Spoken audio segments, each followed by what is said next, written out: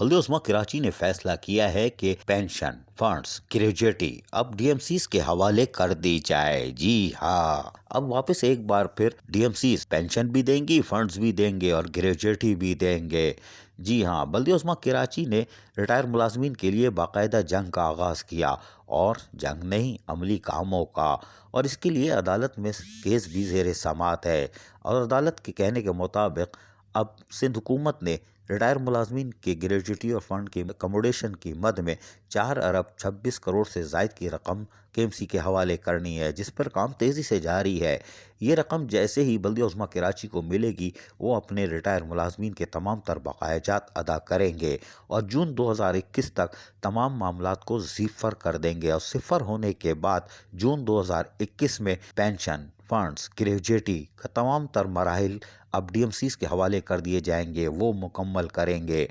یہ اطلاع ہم آپ کو دے رہے ہیں، لیکن ہم آپ کو یہ بھی بتا دیں، عدالتی حکم کے بعد 4 ارب 26 کروڑ سے زائد کی رقم آنے سے ریٹائر ملازمین جو کہ اپنے بقایا جات سے محروم تھے، ان کے خوشحالی کے دور کا آغاز بھی انشاءاللہ 1 ماہ کے اندر ہو سکتا ہے۔ اس کے قوی امکانات ہیں، اور بلدیہ عظمیٰ کراچی کو بڑھتے ہوئے فنڈز کے بعد اب تنخواہوں کا جہاں مسئلہ ختم ہوگا، وہیں پینشن میں بھی آسانی ہو جائے گی، جو کہ جاری ہے۔ تاہم ملازمین کی تکالیف کے دن بھی ختم ہو رہے ہیں، لیکن ہم آپ کو بتا دیں جون 2021 سے pension, funds, gratuity D M Cs کے حوالے کرنے کا فیصلہ کر لیا گیا۔ عزیز عارف، KBS بلدیاتی نیوز، کراچی۔